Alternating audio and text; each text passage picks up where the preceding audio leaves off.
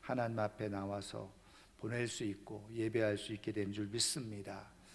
우리를 향하신 하나님의 놀라우신 사랑과 섭리가 늘 우리의 가정과 또 일터 가운데 그렇게 부어져서 하나님이 부르시는 그날까지 늘 안전하고 또 행복하게 우리의 삶이 유지되어지고 그리고 번성케 되어지는 그런 복이 있기를 주님의 이름으로 축원합니다.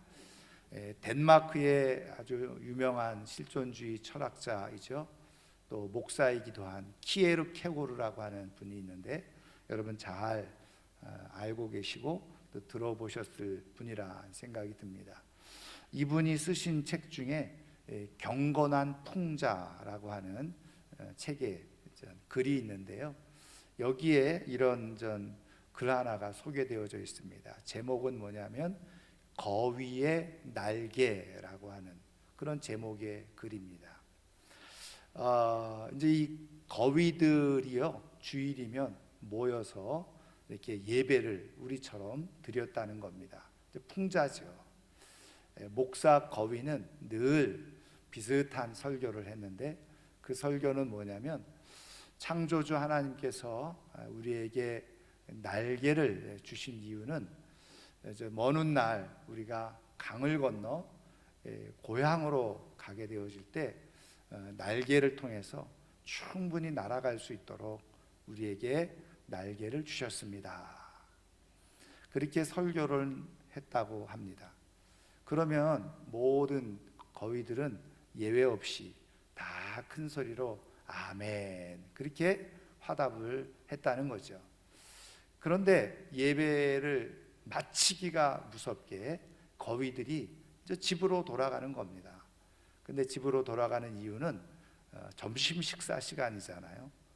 그래서 주인이 주는 그런 음식들 그것을 먹기 위해서 그냥 예배 마치자마자 축도하자마자 불이 나게 그냥 인사도 하지 않고 그렇게 집으로 돌아간다는 거죠.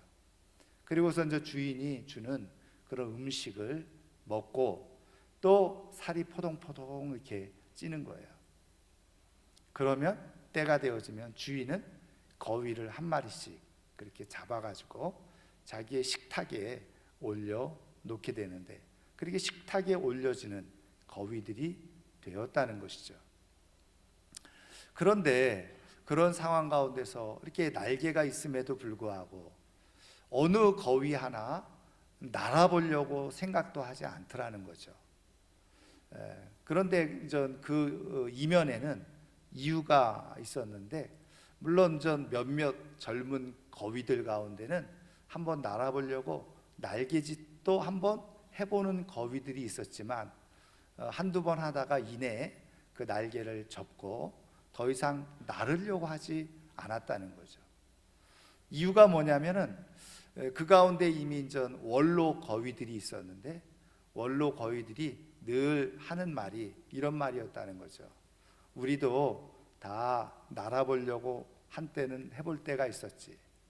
그렇지만 날개가 있다고 다 날 수 있는 것도 아니고 그런 쓸모없는 날개짓은 우리는 아예 하지 않기로 그렇게 마음을 먹었어. 우리도 한때는 다 그렇게 해봤지. 근데 가만히 생각해 보면 난다고 해서 무슨 특별한 뾰족한 그런 일이 있는 것도 아니고 괜히 수고스럽고 고생만 할 뿐이지. 왜 날아야 돼? 이미 우리는 주인으로부터 풍족한 음식을 우리는 공급받고 있지 않아? 하나님의 은총이 우리 가운데 이렇게 부어지고 있는데 굳이 힘들게 날아다닐 필요가 뭐가 있겠어? 그렇게 늘 이야기를 했다는 거예요. 그러니까 거위들 사이에서 그냥 더 이상 날 생각도 하지 않을 뿐더러 날개짓도 해보지도 않고 그렇게 똑같이 주인 주는 음식 먹고 포동포동 살을 찌우다가 주인의 식탁에 오르는 일이 반복되어졌더라는 것이죠. 여러분 이것은 말 그대로 책의 제목에서 말하고 있는 것처럼 경건한 풍자죠. 키에르 케고르가 무엇을 얘기하려고 했었느냐? 바로 오늘날 그리스도인들의 모습이 이와 같다는 거죠. 하나님께서 거위들에게 날 수 있는 날개를 주셨음에도 불구하고 현실에 안주하면서 날개짓조차도 해보지 않고 그렇게 그냥 의미 없는 죽음으로 죽어가는, 그래서 그들이 날개의 목적대로 정말 고향에 가는 것이 아니라 고향도 가보지 못하고 그냥 식탁에 오르는 그런 불행한 삶의 결말을 맺게 되어지는 것을 이야기하는 거죠. 여러분, 오늘 이 하나님께서 거위들에게 주신 날개가 뭘까요? 바로 오늘 그리스도인들에게 주시는 구원, 또 그리스도인들에게 주시는 소망이라는 거예요. 그 얘기는 뭐냐면 키에르케고르가 이것을 이야기하고자 할 때 얘기하고자 했던 것은 우리가 구원 받았다 이렇게 하는데 그 구원을 먼 훗날 죽어서 천국 가는 정도로만 생각을 하고 있다는 거죠. 예수 그리스도의 부활을 통해서 우리에게 소망을 주셨다. 근데 그 소망이 무엇이냐? 죽어서 천국 가는 것을 소망으로 여기고 살아가는 그리스도인들이 많이 있더라고요. 하나님께서 구원이라고 하는 능력의 날개를 우리에게 달아주셨는데 그 구원의 날개를 가지고 날아오러 올라보려고 하는 사람이 없더라는 거죠. 하나님께서 우리에게 그 소망이라고 하는 날개를 우리에게 달아주셨는데 그냥 소망은 먼 훗날 죽어서 천국 가는 거지, 그것을 가지고 이 땅에서 정말 하나님 주시는 큰 능력과 축복을 경험해 보지 않고 그대로 살아가는, 그래서 날아오러 올라 본 적도 없고 그 능력도 경험해 보지 못하고 그리고 그것을 다 이루지 못하고 그냥 허무하게 그렇게 인생을 마감하는 그런 인생들이 그리스도인들 가운데도 허다히 있다는 거죠. 그것을 지금 말씀해 주고 있었던 것입니다. 여러분, 그렇다고 한다면 정말 우리에게 주신 이 구원의 날개, 이 소망의 날개, 그것을 어떻게 활용하는 것이 정말 우리가 진짜 구원을 살아가는 것이며 예수 그리스도의 부활의 능력을 가지고 참 소망 가운데 살아가는 것일까? 하나님께서 우리에게 구원이라고 하는 것을 은혜로 선물로 주셨고 예수 그리스도의 부활을 통해서 우리의 삶에 소망을 주신 이유는요, 먼 훗날 죽어서 천국만 가기 위해서가 아니라 지금 그것을, 이 부활을 깨닫고 그리고 그 예수 그리스도를 영접함으로 우리가 지금으로부터 구원의 삶을, 소망의 삶을 그렇게 살아가는데 멋진 날개를 펴고 하늘을 나르면서 정말 꿈같은 인생을 살게 해주고 싶어 하시고 더 좋은 날의 삶들을 우리에게 주고 싶으셔서 우리 하나님께서 우리에게 구원을 베푸셨다. 저는 오늘 이 아침에 나온 우리 모두가 하나님께서 우리에게 주신 이 놀라운 이 구원의 비밀, 그리고 예수 그리스도를 통해서, 부활을 통해서 우리에게 주신 이 소망의 큰 능력을 지금 우리가 삶을 살아가는 이 삶 속에서 그대로 잘 활용하고 날개를 활짝 펴는 가운데서 우리의 삶이 무의미한 삶으로 그쳐지는 것이 아니라 하나님께서 인정하실 만한, 또 기뻐하실 만한, 또 우리의 삶에 큰 만족을 누릴 만한 그런 복된 삶으로 살아갈 수 있는 우리 모두가 될 수 있기를 주님의 이름으로 축원합니다. 그렇다고 한다면 진짜 구원을 받은 사람들, 참 소망 가운데서 삶을 살아가는 사람들은 어떤 모습을 가지고 있느냐, 오늘 우리에게 주신 말씀을 통해서 우리가 살펴보려고 하는데요.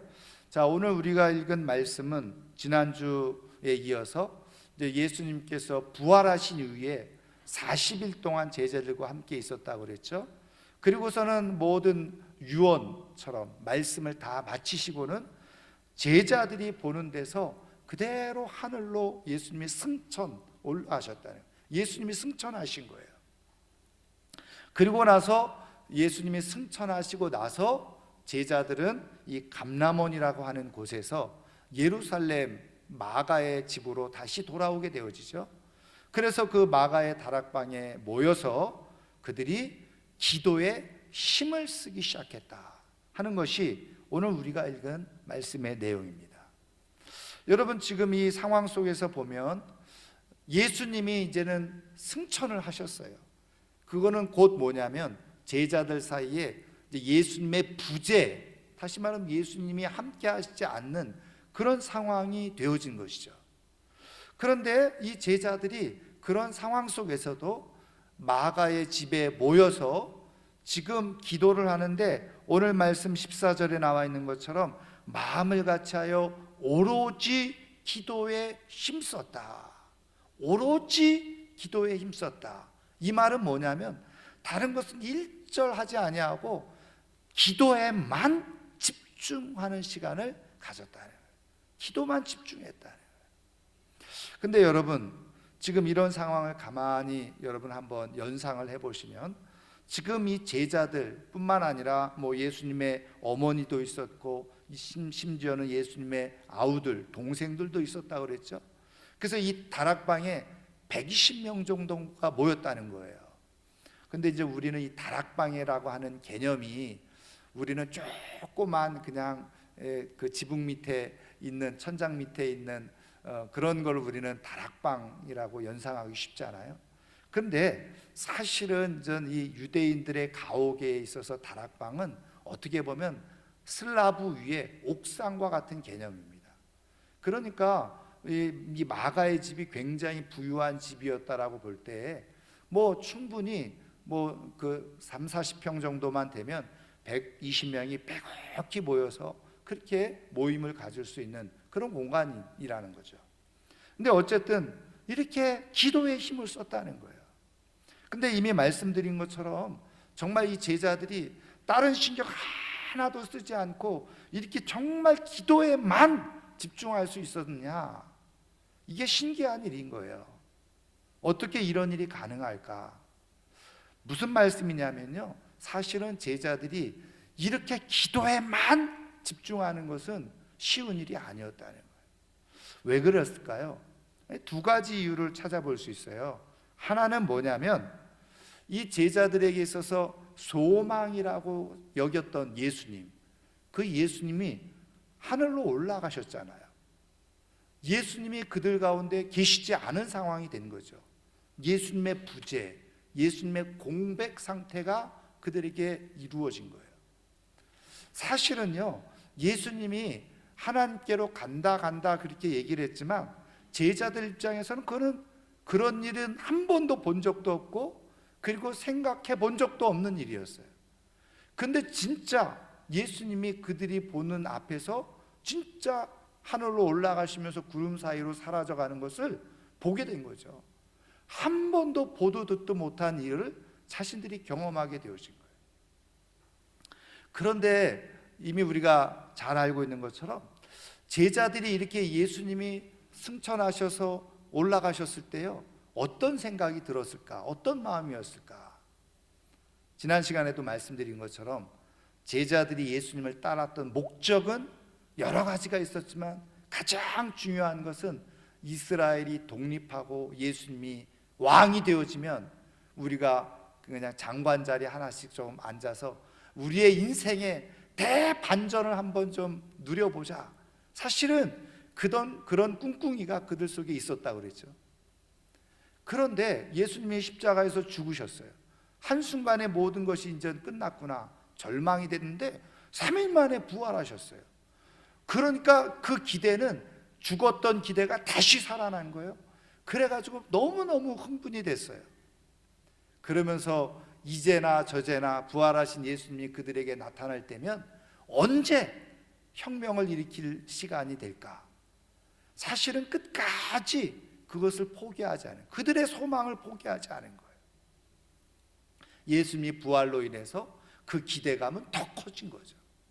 그런데 그 예수님이 전혀 자신들에게는 자신들의 기대와 소망과는 상관없는 말씀을 남겨놓으시고는 호련히 자기네들 곁을 떠나버리시고, 여러분, 최소한 제자들이 가지고 있던 기대나 소망에 대해서 1년만 기다려, 2년만 기다려, 그럼 이스라엘 독립하고 너희들이 한 자리 할 거야. 이렇게 하시고 떠나가셨으면 그래도 이게 진짜 소망이라도 있는 것 아니겠어요? 기대라도 있는 것 아니겠어요? 그런데 그냥 다른 말씀하시고 너희들은 그거 생각하지 마라. 그리고 가버리신 거예요. 여러분, 제자들이 얼마나 황당했을까요? 그리고 얼마나 당황스러웠을까요? 그래서 오늘 표현해 주고 있는데, 제자들이요, 하늘로 올라가신 예수님이 구름 사이로 이제 가시고 보이지 않을 때까지 하늘만 쳐다보고 있었던 거예요. 여러분, 그때 심정이 어떠했을까요?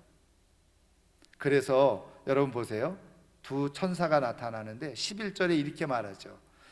갈릴리 사람들아, 어찌하여 서서 하늘을 쳐다보느냐. 그러니까는 이제 더 이상 예수님이 보이지 않는데도 제자들은 계속 하늘만 쳐다보고 있었던 거예요.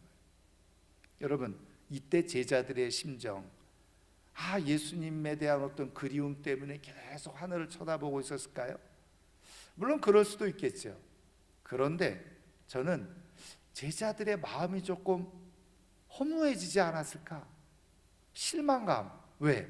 부활하신 예수님이 자기들에게 나타나셨을 때는 더 큰 기대가 있었는데 그냥 자기네들의 기대는 다 물거품이 되어버린 거예요. 그리고 예수님은 사라져 버리셨어요. 진짜 사라져 버리신 거예요. 그때 이 당황스러움, 허망함, 그게 확, 우리는 이제 어떻게 되는 거지? 우리는 어떻게 살아야 되지? 뭐 이런 생각들이 밀려오지 않았겠어요?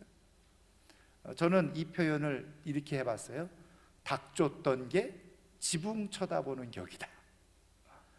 아니, 그들이 3년 동안 그래도 예수님 따라가면 콩고물에도 생길 줄 알고 우리가 잘하는 것처럼 배 버리고 생업 버리고 열심히 따라왔잖아요. 근데 예수님은 손에 아무것도 쥐어주지 않고 사라져 버리신 거예요. 이때 제자들이 느꼈을 배신감. 여러분, 예수님만, 제자들이 다 십자가 죽으실 때, 떠났을 때 예수님만 배신감을 느낀 것이 아니라 역으로 이제는 거꾸로 제자들도 배신감을 느꼈을 수도 있어요. 3년 동안 그렇게 예수님을 모든 걸 버려두고 따르라고 해서 다, 심지어는 가족까지도 뒤로 하고 생업도 뒤로 하고 열심히 따랐으면, 뭔가 마지막에 손에 쥐어지는 거 이씨 이렇게 가시면 뭐 재산이라도 좀 주시든지 집이라도 한 칸 주시든지 그러고서 가셨으면 덜 서운했을지도 몰라요. 이때 제자들이 마음이 얼마나 서운하고 섭섭하고 또 배신감도 느끼고, 이제는 아마 천사들이 왜 너희들이 그렇게 하늘만 쳐다보고 있냐, 이래고서 이제 고개를 돌리고 제자들 사이에서, 사람들 사이에서 아무 말 없이 그냥 이 예루살렘 마가의 집으로 터덜터덜 돌아오는 거예요. 어느 누구도, 아무도 얘기하지 않아요. 여러분, 이렇게 마음이 상실된 상황, 배신감에 깊이 어떻게 보면 이렇게 젖어들어 있는 상태, 여러분, 그런 마음에서 뭔가를 하고 싶겠어요? 더군다나 기도에 전념하고 집중할 수 있겠어요? 여러분, 기도에 전념하고 집중하는 것도요, 내가 조금 마음이 막 그냥 뭔가 간절한 소망이 있고 이렇게 하면 기도에 전념이 될 수 있어요. 그런데 이미 다 기대했던 것들이 사라져 버린 거예요. 무너져 버렸잖아요. 그리고 예수님은 사라져 버리셨어요. 이런 상황 가운데 기도에 전념한다? 기도에 막 몰입한다? 집중한다? 이 쉬운 일이 아니잖아요. 그런데도 오늘 말씀은 제자들이 오로지 기도에 힘썼다는 거예요. 모여서. 또 하나 이유가 있어요. 근데 이것으로 끝난 게 아닙니다. 재밌는 표현이 있어요. 11절 말씀에 보면, 여러분, 두 천사가 왜 하늘만 쳐다보고 있느냐 그러면서 아주 작은 어떤 소망의 그 기회를 주시는데, 그 얘기가 뭐예요? 너희 가운데 하늘로 올려주신 이 예수는 하늘로 가심을 본 그대로 오시리라. 예수님이 다시 오실 것이다. 재림에 대해서 말씀해 주신 거예요. 여러분, 이때 이 말을 들었던 이 제자들의 마음은 또 어떠했을까요? 또 다른 마음을 가지고 있지 않았을까요? 예수님이 다시 오신다고? 그러니까 예수님이 올라가실 때 보이지 않을 때 막 이루어졌던 어떤 상실감, 그것과 반대로 예수님이 다시 오셔? 그러면 조금 기대감이 그래도 생기지 않겠어요? 언젠지 모르지만. 그런데 우리가 성경을 통해서 보면 이 당시에 제자들이 느꼈을 다시 오신다고 하는 예수님은요, 지금처럼 오랫동안 지난 다음에 다시 오실 예수님을 생각했던 게 아닙니다. 곧, 성경의 표현대로 보면 곧 다시 오시네. 그러니까 며칠 못 돼서 예수님이 다시 오실 것이라고 하는 것을 생각하고 있었다는 거예요. 그 당시의 제자들, 곧 예수님이 다시 오실. 여러분, 그럴 때 한번 생각을 해보세요. 예수님이 이제 언젠지 모르지만 다시 오실 것이다. 근데 그것이 곧 오실 것이다. 그랬을 때 여러분, 제자들은 어떤 마음이 들었을까요? 한편으로 예수님이 다시 오셔? 약간 기대와 소망이 다시 살아났겠죠. 그런데 이때 중요한 사실은 뭐냐, 이렇게 마음이 막 조금 부풀어져 오를 때요, 아마도 그러면 예수님이 다시 오시면 그때 예수님이 뭐라고 말씀하시면 그때 뭐 정말 우리가 기대하고 꿈꿨던 일들을 해볼 수 있지 않을까? 그러면서 제자들의 모습은 어떤 모습이었을까요? 야, 이제 우리 그냥 예수님이 다시 오신다고 하니까 뭐 우리가 할 수 있는 게 뭐가 있어? 예수님이 오셔야지 되지. 그러니까 예수님이 오실 때까지 우리 그냥 기다려보자. 여기서 중요한 태도는 뭐냐? 기다려보자, 좋은 것 같은데 그때 뉘앙스와 의미는 뭐냐면, 이제는 뭐 우리 예수님이 우리에게 뭐 말씀하신 것도 없고 할 일도 없는데 예수님이 오셔야지만 일이 되는 거야. 그러니까 예수님이 오실 때까지 우리는 그냥 기다려보자. 아무것도 할 일도 없고 할 것도 없고 예수님이 계셔야지 뭘 하는 거지. 우리가 지금 아무 힘도 없고 능력도 없는데 뭘 하겠어? 그러니까 우리는 그냥 기다리기만 하면 돼. 제자들 마음속에 이런 마음이 있지 않았겠어요? 여러분, 무엇인가를 기다린다는 것은 굉장히 소중하고 중요한 마음인데요, 문제는 뭐냐면 그 기다림 속에서 뭐예요? 그냥 시간만 죽이는 기다림이 있다는 거예요. 제자들 가운데는 왜? 예수님이 뭔가를 오셔서 지시하시고 말씀하시고 그래야지 우리가 움직여야지. 아니, 아무도 예수님도 계시지 않고, 근데 예수님이 오신다고 했으니까 우리는 오실 때까지 기다리기만 하면 돼. 그리고 있었을 거예요. 여러분, 그런 마음이 들었을 때 여러분 기도할 수 있겠어요? 그런 마음도 그런 상황도 사실 기도에 집중이 되지 않는 거예요. 예수님이 언제 오실까? 언제 오실까? 저는요, 제자들이 여기 오로지 기도에 힘썼는데 24시간 쉬지 않고 뭐 기도만 했을 거라고는 생각하지 않아요. 물론 많은 시간을 기도했겠죠. 그러나 밥은 또 먹어야 되잖아요. 그럼 뭐 식사 시간이 되면 또 3, 3, 5 모여서 식사를 하면서 야, 그 천사가 예수님이 다시 오신다고 했는데 언제 오실까? 언제 오실까? 뭐 이렇게 얘기하지 않았겠어요? 여러분, 그런데 그런 거에만 집중하면 기도가 될까요? 안 될까요? 기도하다가도 예수님은 언제 오시지? 언제 오시지? 그리고 예수님이 다시 오시면 맞아, 다시 오시면 이스라엘 또 독립시키실지 몰라. 그때 되면 진짜 우리가 또 한 자리씩 할지도 몰라. 계속 이런 생각에 사실은 기도에 집중하기란 쉽지 않았을 거예요. 기도하는 것처럼 생각되어질지 모르지만 그러나 그들의 마음은 기도에 집중할 수 없는 상황이 되어졌을 수도 있어요. 아니, 아예 기도도 하기 어려운 그런 상황 가운데 있었을지도 모릅니다. 여러분, 우리가 이렇게 신앙생활 하는 데 있어서요, 소망을 갖고 기대를 갖는 것은 지극히 당연하고 정상적인 거예요. 근데 문제는 뭐냐면요, 많은 그리스도인들이 혼동하고 있는 것 중에 하나가 뭐냐면 이 소망을 갖는 것. 소망에는 큰 능력이 있고 소망에는 큰 축복이 있어요. 근데 문제는 뭐냐면요, 가짜 소망을 갖는 경우가 많이 있더라는 거예요. 헛된 소망을 갖고 있는 경우가 많이 있더라는 거예요. 거꾸로 말하면 진짜 참 소망을 가지고 신앙생활하는 것이 아니라 가짜 소망, 가짜 기대를 가지고 신앙생활하는 사람들이 있더라는 거죠.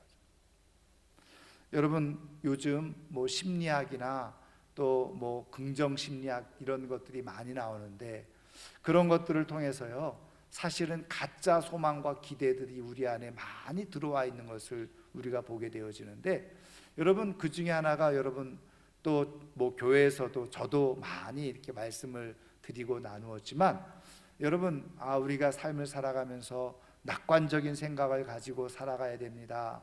긍정적인 생각을 가지고 살아가야 됩니다. 이렇게 많이 이야기하고 들었잖아요. 그게 요즘 많은 사람들에게 그 도전을 주고 있는 긍정 심리학에 대한 이야기입니다. 그러니까는 긍정적인 생각을 가지고 살아가야지 삶이 잘 되어질 수 있다는 거예요. 인생에 대해서 낙관적인 생각을 가지고 살아야지 부정적이고 비관적인 생각을 갖고 살아가는 것보다 훨씬 좋은 삶을 살아갈 수 있다라고 말하는 겁니다. 여러분, 그건 틀리지 않아요. 그런데 문제는 정말 그렇게 낙관적인 생각과 긍정적인 생각으로만 삶을 살아가는 사람들이 다 좋은 삶을 살아가느냐? 그렇지 않더라는 거예요. 무슨 말씀을 드리냐면요, 우리의 소망이 자칫 우리가 오해해서 낙관적인 생각, 긍정적인 생각이 소망을 갖고 살아가는 것인 줄 혼동하면 그게 잘못 믿고 있는 거라는 거죠. 여러분, 낙관적인 생각과 긍정적인 생각으로 나타나는 중요한 모습이 뭔지 아세요? 이런 겁니다. 중요한 말인데, 언젠가는 잘 될 거야, 이렇게 생각하는 거예요. 지금은 어려운데 언젠가는 볕들 날이 올 거야. 언젠가는 좋은 날이 올 거야. 언젠가는 내 인생도 풀리는 날이 올 거야. 여러분, 많이 들어보셨죠? 근데 제가 최근에 읽은 성공에 관한 자기계발서를 읽어보면 성공한 사람들은요, 절대로 언젠가라는 말을 쓰지 않는다는 거예요. 언젠가는 잘 될 거야. 언젠가는 잘 살 거야. 내가 언젠가는 성공할 거야. 그런데 그 언젠가라는 말은 성공한 사람들은 단 한 번도 쓰지 않는다는 거예요. 그런데 인생을 실패한 사람들, 그리고 인생을 제대로 살아가지 못하는 사람들이 쓰는 중요한 단어, 용어가 뭐냐? 언젠가는 잘 살게 될 거야. 언젠가는 좋은 날이 올 거야. 이렇게 하면서 산다는 거예요. 근데 아이러니한 것은 그 언젠가는 오지 않더라는 거죠.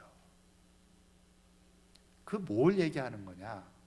긍정적인 생각, 낙관적인 생각, 그 나쁜 것은 아니에요. 그런데 긍정적인 생각, 낙관적인 생각만 하고 있을 뿐이지 그들의 삶에서는 아무것도 하지 않는다는 거예요. 아무것도 하지 않고 그날이 오기만을 막연히 기다리면서 살아간다는 거예요.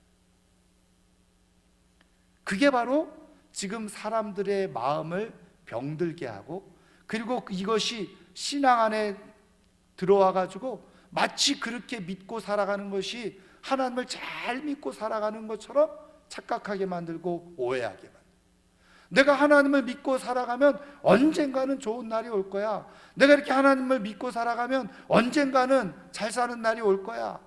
언젠가는 모든 문제가 해결되어지고 그냥 뭐 좋은 날이 올 거야. 다 속고 있는 거라는 거죠. 여러분, 성경에 언젠가는 없어요. 하나님이 말씀하신 그날은 있지만 언젠가는 없어요. 여러분, 지금 하나님께서 이 말씀을 통해서 우리에게 진짜 참 소망과 구원을 가지고 살아가고, 그 구원의 큰 날개의 능력을, 소망의 능력을 경험하면서 살아가는 사람에게 나타난 중요한 특징, 그것이 뭐냐? 언젠가는 되게 될 거야, 이렇게 생각하는 것이 아니라 지금 오늘 내게 주어진 일에 충실하다는 거예요. 언젠가는 좋은 날이 올 거야, 그리고서 팔짱 끼고 아무것도 안 하고 막연하게 기다리면서 널브러져 있어 삶을 살아가는 것이 아니라, 지금 제자들은 그런 소망이 다 사그러져 가고 또 거꾸로 그 예수님이 다시 올 것이라는 소망이 있었지만 그것에 막연히 기다리는 것이 아니라 그들은 그들 삶의 자리에서 모여가지고 기도에 힘썼다는 거예요. 그들은 지금 그 시간에 그때 그 자리에서 해야 될 일을 하고 있었다는 거예요. 막연히 예수님이 다시 오시면 하지 막연하게 기다린 것이 아니라. 그럼 제자들은 왜 이렇게 했던 거예요? 이미 우리가 1장 4절에서 예수님이 말씀하셨잖아요.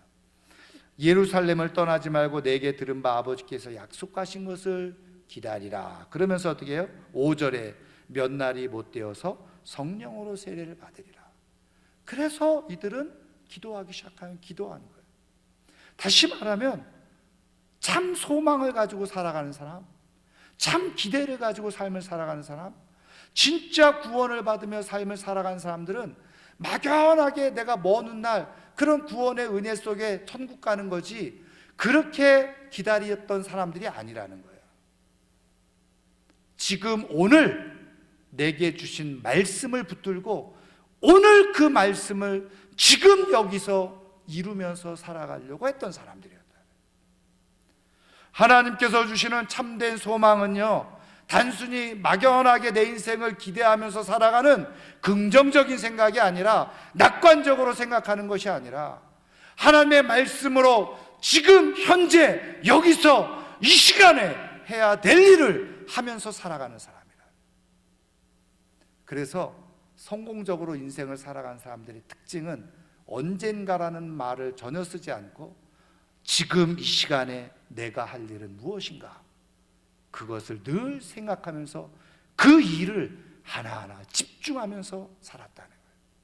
그런데 그 한 가지 지금 여기서 이 시간에 내가 해야 할 일을 집중하면서 하나하나 그렇게 살아갔더니 어느 날 어느 순간에 보니까 자기가 성공해 있더라는 거예요. 여러분, 하나님께서 우리에게 주신 소망도 이와 같아요. 우리를 구원하셨죠. 우리에게 소망의 삶을 살도록 날개를 주셨잖아요. 그러면 지금 이 날개를 주신 지금 여기서 이런 상황 속에서 하나님께서 이런 구원의 날개, 소망의 날개를 주신 이유가 무엇이지? 그리고 그 날개짓을 해야 된다는 거예요. 처음에는 어색하겠죠. 처음에는 힘들겠죠. 근데 그 어색의 강을 건너야 돼요. 힘든 강을 건너야 되는 거예요. 그리고 여러 가지 막 그냥 분주한 생각 속에 휘몰아져 있을 때도 지금 하나님은 나에게 이 순간에 무엇을 말씀하고 계시지? 그리고 그 말씀에 집중을 해서 그것을 지금 행해 보려고, 그것을 내가 해보려고 계속 날개짓을 하는. 그런데 아세요? 오늘 지금 여기서 해야 될 일을 집중하면서 그 일을 내가 하나 해나갔어요. 근데 어느 날 보니까 멋진 날개를 펴고요, 정말 하나님이 계획하시고 약속해 주신 창공을 나르는, 그래서 그 땅을 다 내려다보면서 누리는 그 어마어마한 기쁨, 어마어마한 만족을 충분히 누리는 역사가 일어나게 되더라. 막연하게 날개를 접은 채로 언젠가는 나도 날 수 있는 날이 있을 거야, 언젠가는 날게 되겠지, 그리고서 가만히 하늘만 쳐다보는 사람에게는 날 수 있는 날은 오지 않아요. 그리고서 지금 그냥 내게 주어진 먹는 거에 급급해서 말이죠, 계속 거기에 땅에 그냥 포를 받고 그렇게 살아가는 것, 그것은 날 수 있는 기회를 다 놓쳐버려요. 여러분 잘 아시는 이야기이기도 합니다만은, 여러분 그 2차 세계대전 당시에요, 전쟁 중에 많은 포로들이 잡혔어요. 그 포로 수용소에 많은 이제 군인들이 잡혀져 있었는데, 그때에 두 부류의 군인들이 있었다는 거예요. 뭐냐면 그냥 우리는 이 포로에서 풀려날 수 있을 거야, 이런 생각을, 요즘 말씀드린 것처럼 긍정적인 생각, 낙관적인 생각을 가지고 있는 군인들이 있었다는 거예요. 그 사람들은 어떤 생각을 가지고 있었냐면, 이제 성탄절이 되면 그런 중요한 절기에 포로를 석방해주고, 흔히 요즘식으로 말하면 특사, 이렇게 그냥 석방시키는 일이 있으니까, 성탄절이 되면 또 내가 석방될지도 몰라, 이 포로 수용소에서 풀려날지도 몰라, 다 이런 생각을 가지고 그렇게 기다리고 있다는 겁니다. 근데 성탄절이 돼도 석방이 되지 않는 거예요. 그래서 사람들이 실망을 한다는 거예요. 그럼 또 기다리죠. 새해가 되면, 또 부활절이 되면.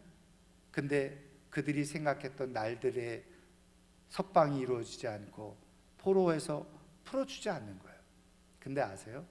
사람들이 그런 일을 겪을 때마다 한 번씩 깊은 마음의 데미지, 상처를 입기 시작하는데, 그것이 실망, 몇 번 실망을 겪게 되어지면요, 그 다음부터는 서서히 사람들이 죽어가더라고요. 그래서 그 포롱소요소에서 대부분 죽어갔던 사람들은 낙관적인, 그리고 긍정적인 생각을 가지고 그 날만을 기다리고 아무것도 하지 않았던 사람. 그런데 그 수용소에서 끝까지 생존해서 전쟁이 끝날 때 살아남았던 사람들은 어떤 사람들인지 아세요? 바로 매일매일 자신들이 일어나서 제일 먼저 세수를 하고, 그리고 면도를 깨끗이 하고, 그리고 되도록이면 옷도 깨끗이 입을 수 있는 대로 입고, 그리고 그 자리에서 자기가 할 수 있는 일, 해야 될 일을 그대로 묵묵히 계속 해왔던 사람들은 살아남더라는 거예요. 살아남았다는 거예요. 막연한 기대와 막연한 생각만을 가지고 팔짱을 낀 채 언젠가는 내가 풀려날 거야, 그리고서 꾸질꾸질하게 수염도 깎지 않고 세수도 하지 않고 옷도 다 더러운 채로 그렇게 하루하루를 그냥 기다리면서 있었던 사람들은 다 죽었고, 하루하루 자기에게 주어진 시간 속에서 하나님께서 지금 이 시간에, 지금 이 상황에서 나에게 원하시는 것이 무엇일까, 그리고 그 일에 집중했던 사람들, 그런 사람들은 다 살았다는 거예요. 사랑하는 성도 여러분, 우리는 다 구원의 소망을 갖고 있는 사람들이죠. 구원의 은혜를 입은 사람들입니다. 그 구원이라고 하는 능력의 날개를 우리 하나님께서 다 우리에게 주셨어요. 그 소망의 날개를 우리에게 주셨어요. 근데 어떤 사람들은 그 소망의 날개를 정말 활짝 펴서 하나님께서 주시는 그 좋은 날들을 살아가는 사람이 있는가 하면, 어떤 사람들은 죽는 그날까지 그러한 날들을 보지 못한 채로 그렇게 쓸쓸하게 무의미하게 사라져가는 인생들이 있어요. 이유가 뭘까요? 막연한 긍정적인 생각을 가지고 언젠가는 되겠지, 이렇게 생각하고 팔짱 끼고 하늘만 쳐다보고 있었던 사람들은 다 쓸쓸히 무의미하게 죽어가요. 그리고 구원도 보지 못하죠. 그런데 말씀드린 것처럼 하나님께서 오늘 지금 이런 상황에서 내게 말씀하시는 것은 무엇일까? 그것에 집중하고, 그것이 아무리 사소하고 작은 일이라도, 그래, 지금 이런 상황에서 하나님이 내게 하시라고 말씀하신 것은 이 일이지, 그리고 그 일에 집중하며 살아가는 사람들은요, 시간이 조금 지나면 날개가 펴지기 시작하고요, 날아오르는 역사가 일어나게 되어지고, 하나님께서 우리에게 진짜 주시고자 했던 이 땅에서조차도 누릴 수 있는 그 구원의 기쁨, 그리고 소망의 열매들을 충분히 얻으면서 살아가는 역사가 일어나게 되어져요. 저는 오늘 이 아침에 나온 우리 사랑하는 성도님들이 하나님께서 주시는 그 구원의 그리고 소망의 날개 활짝 펴서 정말 하늘 높이 나르는 가운데 인생의 큰 하나님 주시는 기쁨과 좋은 날들을, 좋은 열매를 보면서 살아가는 하나님의 사람들 되기를 주님의 이름으로 축원합니다. 그러기 위해서 지금에 집중하셔야 돼요. 오늘 이런 상황 속에서 나에게 말씀하시는 것이 무엇인가?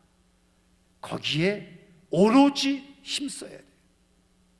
그러면 어느 순간에 날개가 펴지고 높이 날아오르는 인생을 경험하게 될 줄 믿습니다. 이제 말씀을 마치려고 하는데요, 미국에 어느 작은 도시가 있었는데, 그 도시는 그냥 이 골짜기 사이에 쭉 이 계곡물, 강물이 멋지게 흐르는데, 거기에 한 모퉁이의 작은 도시. 그래서 사람들이 그 멋있는 광경에 찾아오기도 하고 구경도 오기도 하고, 그리고 사람들도 너무 거기서 아름답고 행복하게 잘 살고 있었던 거예요. 그런데 거기를 개발하겠다고 하는, 거기에다가 그 큰 댐, 수력 발전 댐을 짓는다는 정부의 발표가 난 겁니다.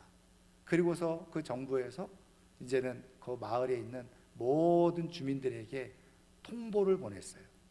2년 안에 여기 이제 수력 발전 댐을 이곳에다 지을 텐데, 그렇게 짓게 되어지면 이 도시는 다 수몰, 그냥 물속에 잠기게 되어지니까 빨리 이주 보상을 할 테니까 빨리 다 2년 내에 이주하라고 그렇게 통보를 한 겁니다.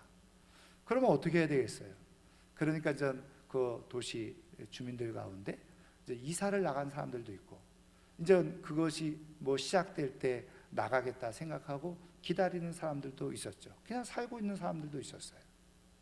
근데 문제는 뭐냐면, 그렇게 공지가 되고 일부는 어떤 사람들은 이주를 하고 이사를 나가기도 하고, 이제 어떤 사람들은 여전히 거기에 남아서 살아가고 있는데, 그렇게 아름다웠던 깨끗한 많은 사람들이 찾던 이 동네, 이 도시가 어느 순간부터 서서히 흉물처럼 황폐화되기 시작하더라.